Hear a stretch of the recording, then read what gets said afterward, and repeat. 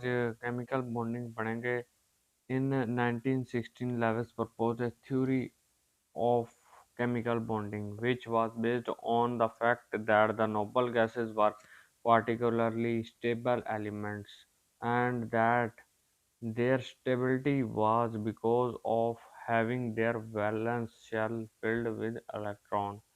कहता है कि लेविस ने जो थ्योरी है केमिकल बॉन्डिंग की रखी थी, जिसके मुताबिक जो नोबल गैसेस थे हमारे पास, वो सारी की सारी हमारे पास स्टेबल एलिमेंट थे और उनकी स्टेबिलिटी इस चीज़ पे थी कि उनके जो वैलेंस इलेक्ट्रॉन थे वो पूरी तरह से फिल थे।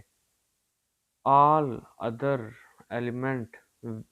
elements may achieve such a stable electronic configuration by forming chemical bond। कहते तमाम जितने भी एलिमेंट हैं दूसरे, वो ये स्टेबिलिटी इलेक्ट्रॉनिक कन्फिग्रेशन हासिल कर सकते हैं। कैसे? केमिकल बॉन्डिंग के जरिए। This can be achieved either by transfer of electron or by sharing of electron between their atoms। कहता है कि ये या तो शेयरिंग ऑफ इलेक्ट्रॉन होगी या फिर ये ट्रांसफर ऑफ इलेक्ट्रॉन होगा। The transfer of electron is possible between the electropositive element, those having low ionization potential, element of group 1 and 2, and electronegative element, those having greater electron affinity, element of group 6 6 7। ठीक है, यानी कि अगर हम अगर transfer of electron की बात करें, यानी कि आयनिक अगर बॉन्ड बनानी हो हमने, ट्रांसफ़र ऑफ इलेक्ट्रॉन जो आता है उसके बीच में हमारे पास एक एलिमेंट इलेक्ट्रोपॉजिटिव होगा और दूसरा एलिमेंट इलेक्ट्रोनेगेटिव होगा। इलेक्ट्रोपॉजिटिव जो आसानी से अपना इलेक्ट्रॉन लूज कर दे, इलेक्ट्रोनेगेटिव जो इलेक्ट्रॉन अफिनिट जिसमें इलेक्ट्रॉन अफिनिटी बहुत ज़्यादा हो, जो इलेक्ट्रॉन को हासिल करना चाहे, इलेक्ट्रॉन को मतलब इलेक्ट्रॉन लविंग हो हमारे पास। तो इसमें इलेक्ट्रो पॉजिटिव जो इलेक्ट्रॉन को धकेलता है, लूज करने का रुझान रखता है, उसमें पहला से दूसरा ग्रुप के एलिमेंट हो गए, और जो इलेक्ट्रॉन अफिनिटी रखता है उसमें ग्रुप 6 से 7 हो गए। The bond formed between two atom as a result of transfer of electron is called ionic bond and is shown in the following example. कहता है इस तरह की बॉन्ड को, जो ट्रांसफर ऑफ इलेक्ट्रॉन एक इलेक्ट्रॉन नेगेटिव से इलेक्ट्रोपॉजिटिव की तरफ इलेक्ट्रॉन जब जाते हैं एक एलिमेंट से दूसरे एलिमेंट में ट्रांसफर होते हैं, इस तरह की बॉन्ड को हम आयनिक बॉन्ड कहते हैं। और इसने ये एग्जांपल दी है सोडियम की। सोडियम में 11 इलेक्ट्रॉन होते हैं, ठीक है, ये एक इलेक्ट्रोपॉजिटिव होता है, ठीक है, क्योंकि ये आपको पता है कि ये उसने ऊपर कहा था कि एलिमेंट ऑफ ग्रुप 1 और 2। अच्छा, ग्रुप 1 और 2 इलेक्ट्रोपॉजिटिव क्यों होते हैं?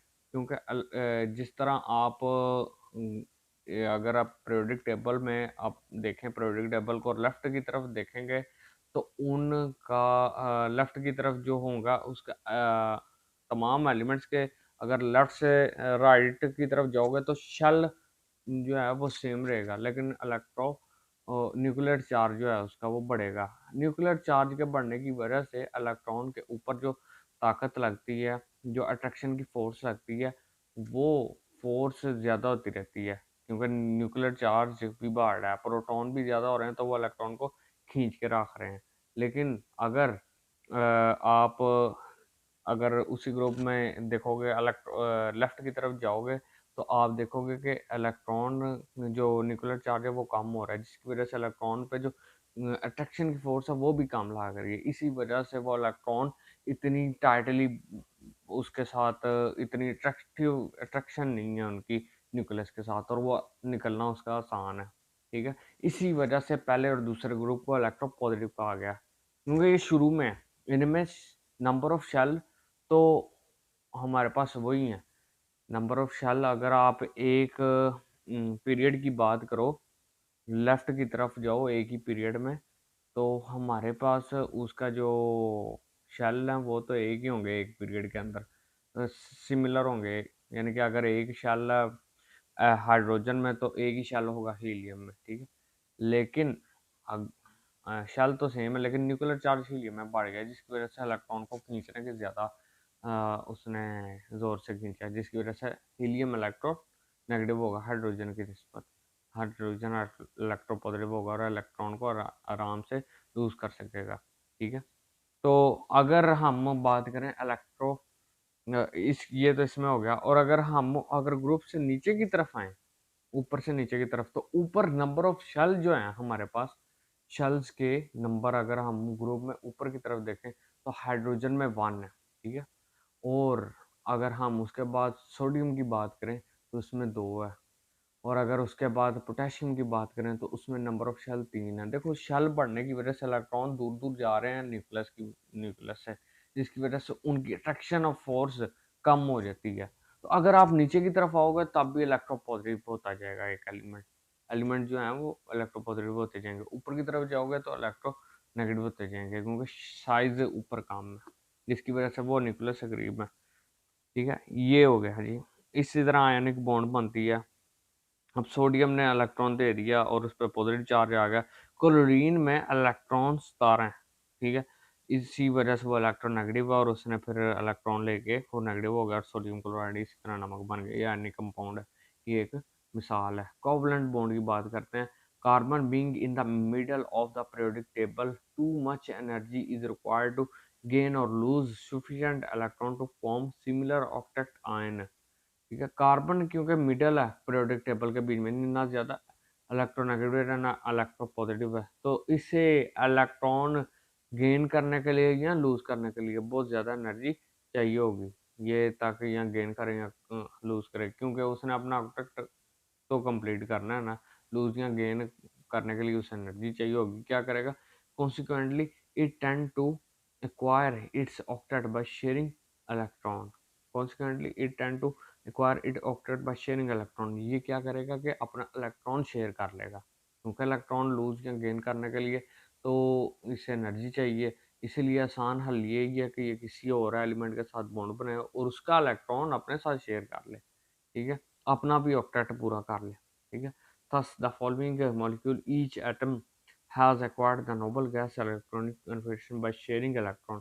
इसी तरह ये इन इलेक्ट्रॉनिक कन्फिगरेशन जब नोबल गैसेस की तरह तमाम एलिमेंट कर लेते हैं तो इनकी ये स्टेबल हो जाते हैं। जैसे कि कार्बन की इसने मिसाल दी है। अगर मीथेन में हम देखें तो चारों हाइड्रोजन इसके साथ जुड़ रहे हैं। अब हाइड्रोजन भी इसके आखिरी शेल में कार्बन के 4 हैं इलेक्ट्रॉन, तो 4 इलेक्ट्रॉन हैं। अब हाइड्रोजन जब इसके साथ जुड़ेंगे, हाइड्रोजन के जुड़ एक एक एक इलेक्ट्रॉन 4 हाइड्रोजन के 4 इलेक्ट्रॉन, यानी कि एक हाइड्रोजन का एक, तो 4 के 4 इलेक्ट्रॉन शेयर करेगा कार्बन के साथ हाइड्रोजन। इस वजह से कार्बन में पहले ही 4 थे और 4 हाइड्रोजन के मिक्स हो गए, तो ये 8 हो गए। इसका ऑक्टेट कंप्लीट हो गया और हाइड्रोजन ने भी कार्बन का शेयर किया।